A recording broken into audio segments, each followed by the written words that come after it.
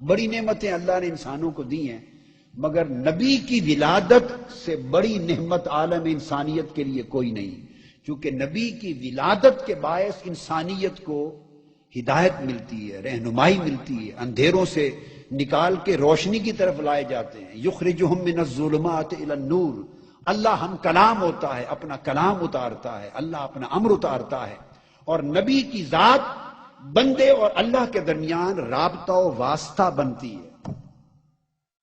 بندے اللہ سے کٹے ہوئے ہوتے ہیں، اللہ نہیں کٹا ہوا ہوتا، وہ تو نحن اقرب الیہ من حبل الورید ہے، وہ تو بندوں کو پتا ہو یا نہ ہو ہر صورت وہ شاہرگ کے قریب ہے، مگر سوال ہے کہ اس کے قریب ہونے کا شعور کون دے گا؟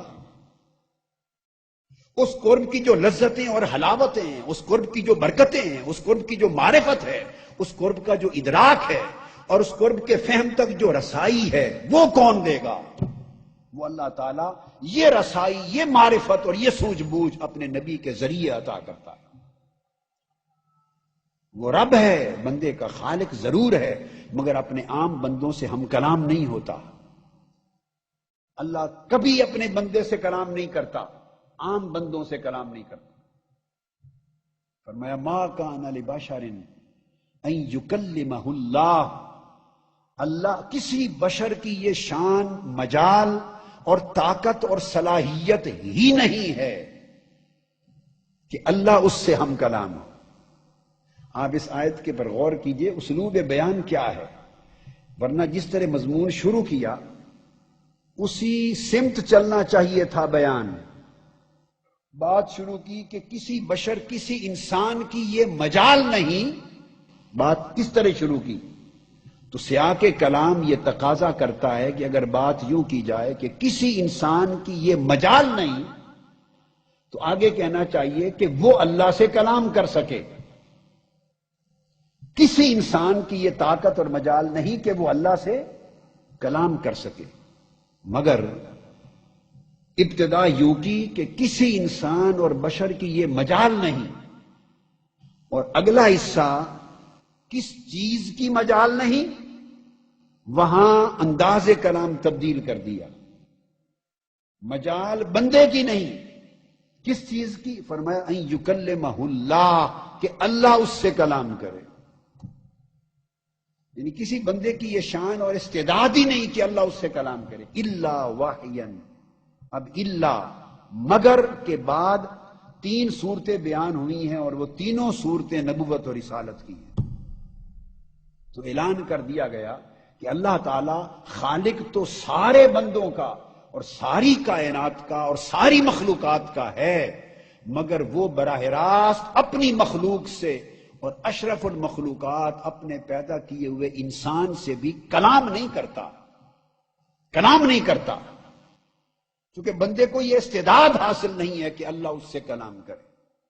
تو باری تعالیٰ جب تیرے بندے ہیں اور تو ان تک اپنا کلام پہنچانا چاہتا ہے، ان سے اپنی بات پہنچانا چاہتا ہے، اپنا امر انہیں پہنچانا چاہتا ہے، اپنی رہنمائی انہیں دینا چاہتا ہے، اپنا حکم دینا چاہتا ہے، انہیں اپنی بندگی کے آداب سکھانا چاہتا ہے، جب یہ ارادہ فرماتا ہے تو لا محالہ ان سے کمیونیکیٹ کرنے کی ضرورت ہوتی ہے۔ ان سے کمیونیکیٹ کیسے کرتا ہے؟ تو اللہ تعالیٰ نے فرمایا دیر از نو ڈائریکٹ کمیونیکیشن، میری کوئی ڈائریکٹ کمیونیکیشن اپنے بندوں سے نہیں ہے۔ اس گورکھ دھندے کو نکال دو ذہن سے، اس فتنے کو نکال دو۔ اللہ نے فرمایا میں کوئی ڈائریکٹ کمیونیکیشن اپنے بندے سے نہیں کرتا۔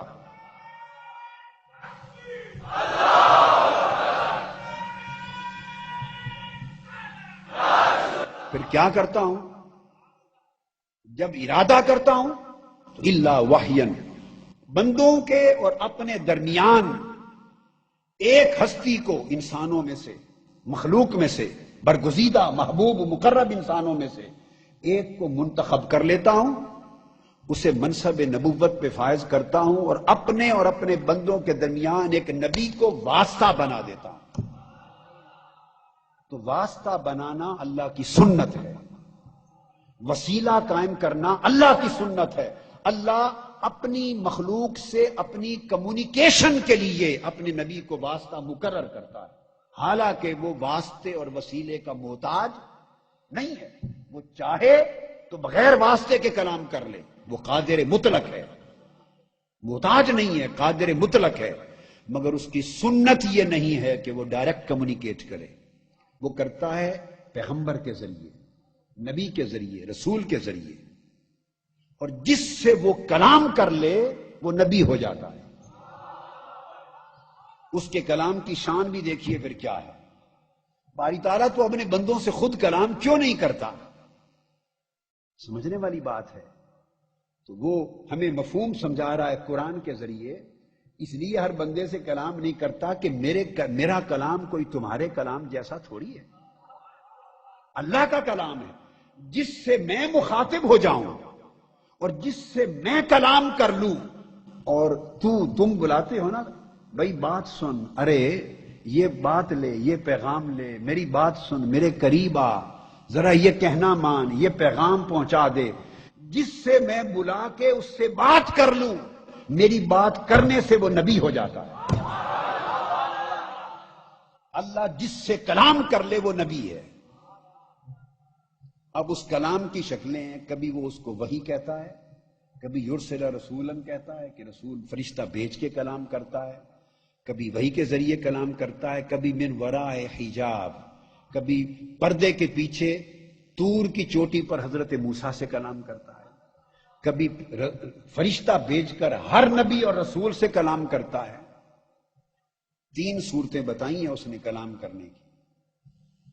فرشتہ بھیج کر کلام کرنا ہر نبی کے لیے ثابت ہو گیا، ہر نبی کی طرف فرشتہ بھیجا کلام کیا، تو یہ طریقہ بھی آ گیا۔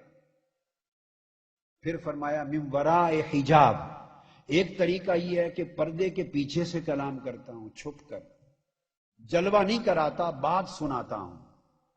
تو پردے سے پیچھے جس سے کلام کیا وہ موسیٰ ہو گئے علیہ السلام، طور پر وہ موسیٰ ہو گئے۔ فرشتہ بھیج کر جس سے کلام کیا وہ حضرت آدم سے لے کے حضرت عیسیٰ تک سب پیغمبر ہو گئے، ہر ایک سے فرشتے کے ذریعے کلام کیا۔ تو 2 صورتیں ہو گئیں۔ اب تیسری صورت بیان فرمائی، الا وحیًا، یا اس سے بات کرتا ہوں۔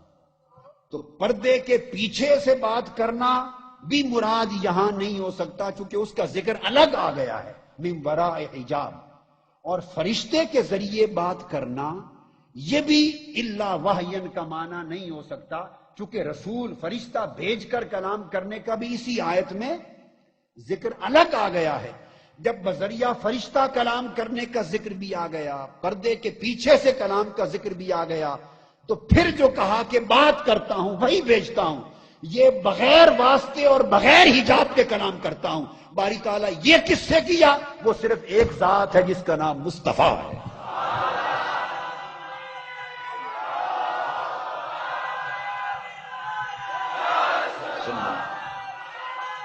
تو میں یہ عرض کر رہا تھا، اللہ رب العزت نے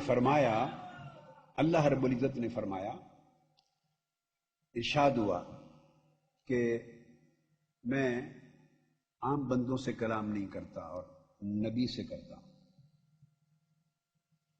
تو آدم علیہ السلام پہلے نبی ہوئے، اور ان کی نبوت، چونکہ ان کو وہ اللہ کے کلام کے متحمل ہوتا ہے نبی، اللہ کی ہدایت اس کو آتی ہے، کلام آتا ہے، اللہ کا امر آتا ہے، اس کو نہیں آتا ہے، پیغام آتا ہے، کتاب آتی ہے۔ اللہ جو کچھ مخلوق تک پہنچانا چاہتا ہے وہ اپنے نبی کو دیتا ہے، اور نبی کو حکم ہوتا ہے کہ وہ زبان نبوت اور زبان رسالت کے ذریعے آگے ابلاغ کر دے، امت کو پہنچا دے۔ تو گویا نبی اور رسول ایک انڈسپینسیبل واسطہ ہوتا ہے خالق و مخلوق کے درمیان۔ یہی نکتہ سیدنا امام جعفر الصادق نے بیان کیا، جس کو قاضی ایاز نے الشفا میں لکھا، یہی نکتہ بیان کیا۔ اور یہ عقیدہ آج کا نہیں، یہی عقیدہ حضور علیہ الصلوۃ والسلام کا اور صحابہ کرام کا سمجھایا ہوا عقیدہ ہے۔ تو میں عرض کر رہا تھا، اس وجہ سے نبی کی پیدائش دنیا میں اللہ کی نعمتوں میں سے سب سے بڑی نعمت ہے کہ نبی کے واسطے سے بندوں کو اللہ ملتا ہے، نبی کے واسطے سے بندوں کو اللہ ملتا ہے، اس کی معرفت ملتی ہے، اس تک رسائی ہوتی ہے.